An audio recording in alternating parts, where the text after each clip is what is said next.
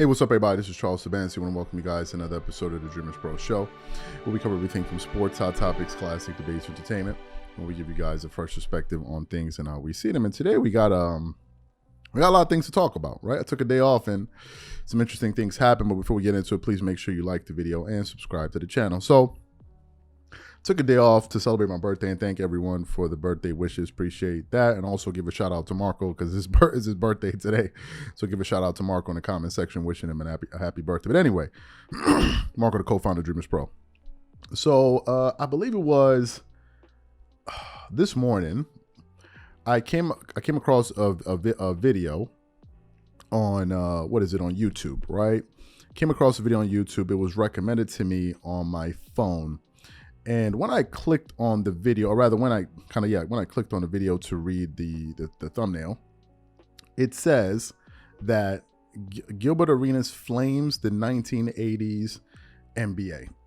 So immediately, as soon as I clicked on that, I already knew that there was going to be some drama there. So I clicked on the video, and at the beginning of the video, or the show, they were actually responding to some comments that Chris Broussard and Rob Parker made on FS1, Fox Sports 1, on The Odd Couple, right? It's a show that I watch. I'm sure a good amount of you guys watch that show, where basically I believe they were reacting to one of Gilbert Arenas' former takes, where essentially they said that Gilbert Arenas doesn't know basketball. Now, initially, when I started hearing Gilbert Arenas talk about basketball, the first thing I thought about him initially was, as a former NBA player.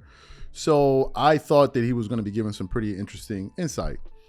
But initially when he came out, Gilbert started to give a lot of wacky takes. He knows this, right? He knows this. You can read the comments of his shows. People say this. Not like as if it's just something I'm saying. And a lot of people started disagreeing with Gilbert Arenas because some of his takes were really out there. And for the longest time, I didn't take anything seriously that he was saying, especially some of his Giannis Antetokounmpo takes. Just pretty ludicrous stuff. Giannis needs to learn how to train his body. Somebody that put on over 50 pounds of muscle over the course of his career. Guy that won finals MVP, a championship. Just unbelievable stuff where a lot of people really pushed back on him. But then as time went on, he started to kind of veer away from some of those wacky takes, where he just started to give sound basketball, analysis and takes on his show. But then recently, he seemed to kind of be reverting back to some of, his former self and some of the wacky things he would say. So in this particular clip here that we want to play for you is a bit lengthy. In this clip, you're going to hear Gilbert Arenas responding to Chris Broussard and the guy, he can't remember his name, and Rob Parker, by them saying he doesn't know basketball. And he's basically going to give you guys his take on what basketball was in the 80s, 90s, and present day. So what we want to do is want to play exactly what Gilbert Arenas had to say here. It's a bit lengthy, but I want you guys to take a listen to it in its entirety, because I got a lot of stuff that I want to rebut. So take a listen to that. So the internet's been ablaze, after your controversial opinions on the growth of the NBA. Now you said, and I quote, 80s cannot compete with 90s, 2000s, and now. It is a pointless argument. Bill Laimbeer, I don't know why he caught the slander, but I do get it because it was February. Bill Laimbeer cannot play basketball today. His defense does not work today. So a lot of people got in their feelings, took it personal. I don't think none more than Chris Broussard and Rob Parker, two gentlemen I respect, hosted the Odd Couple pod on Fox Sports. And they were in their feelings. Did you hear what they said, Gil? Yeah, I heard it. Oh, you did? Mm-hmm. You heard all of it? Yeah, I got it translated for me. Some transcriptions and all that good stuff. Translated for me a little bit. So what's your response to them saying that you don't understand basketball, understand the game, I believe is what they said? You know what's so funny? That's the same complaint we have about them, that they don't understand the game because they've never played it. Well, my knowledge for the game, I was actually being nice, right, by calling them drunks. I was being nice, but if we want to see my knowledge of the game, when it merged in, 76, the NBA had a really big problem with the booger sugar from the NBA, right? I was trying to spare, but since we want to talk about it, 70s, 80s basketball, the league was having a really bad image problem with the Tony Montana. That's what inspired the movie Scarface, because all the NBA players are just coked out.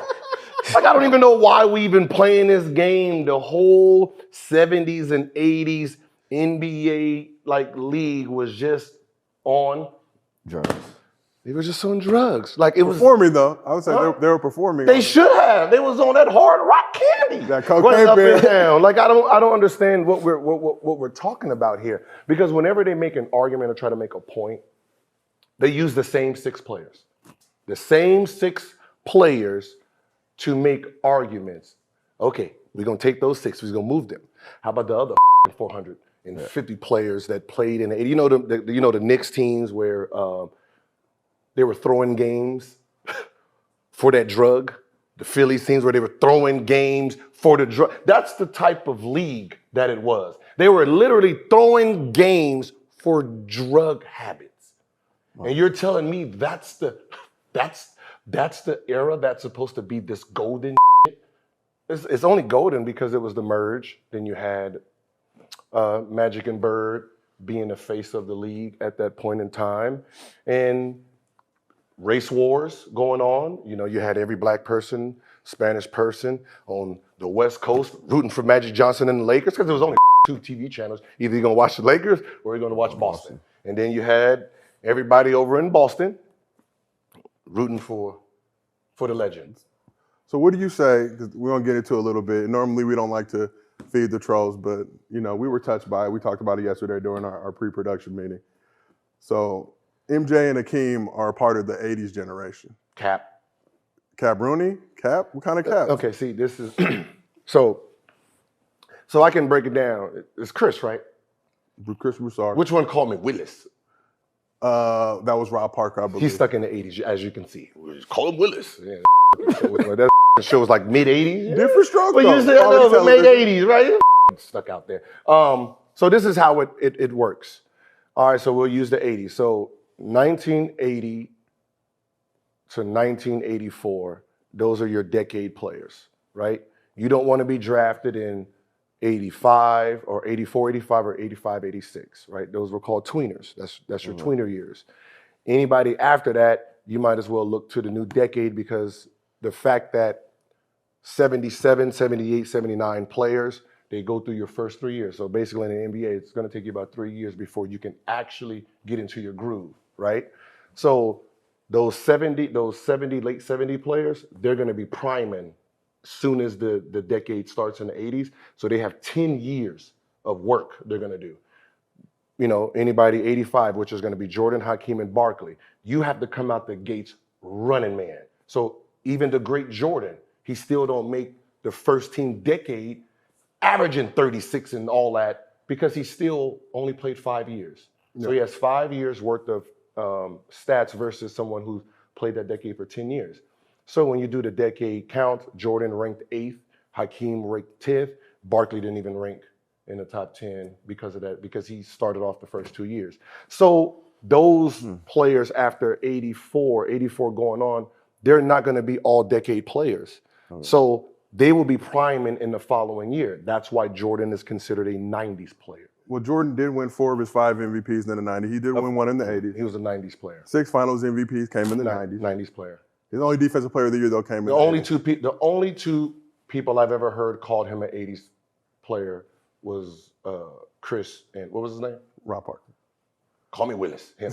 Yeah. Those are the only two people I've ever really heard him call Michael Jordan an 80s player. So I guess the question, if you're saying the game has evolved, 80s can compete with 90s, 2000s, is 80s Jordan better than 90s Jordan? Really?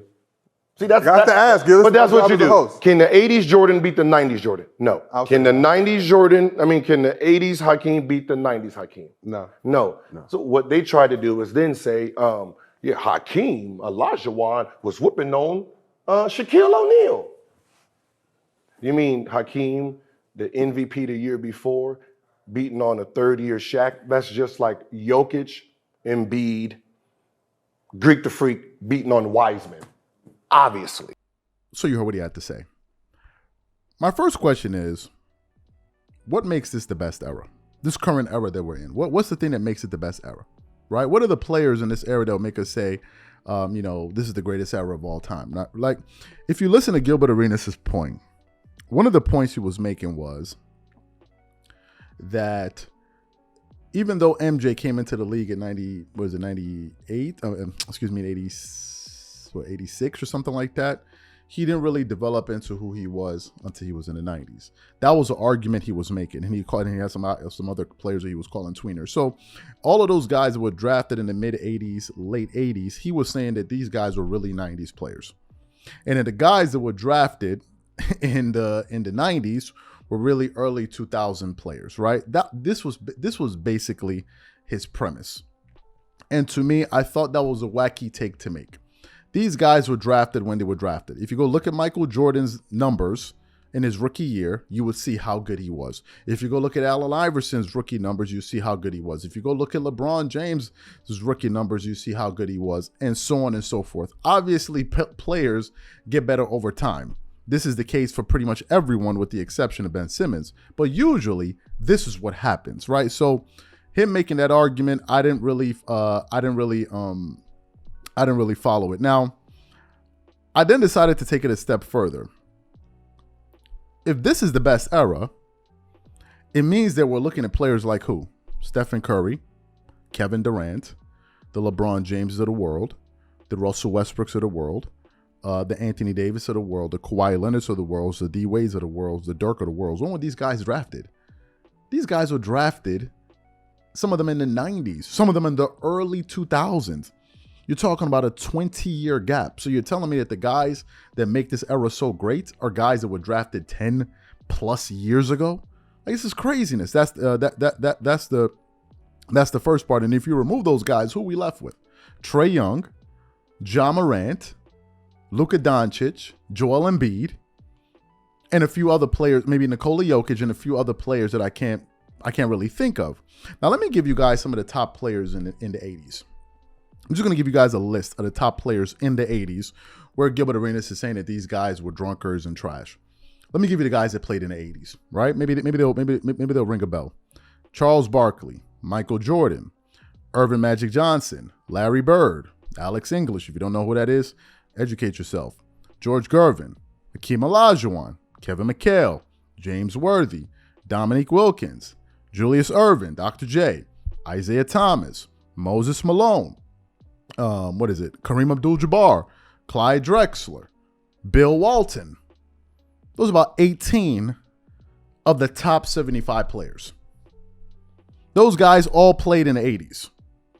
All of them were drafted in the 80s. All of these guys that you just heard, they were all drafted in the 80s and all played, in the 80s. These were 80s players.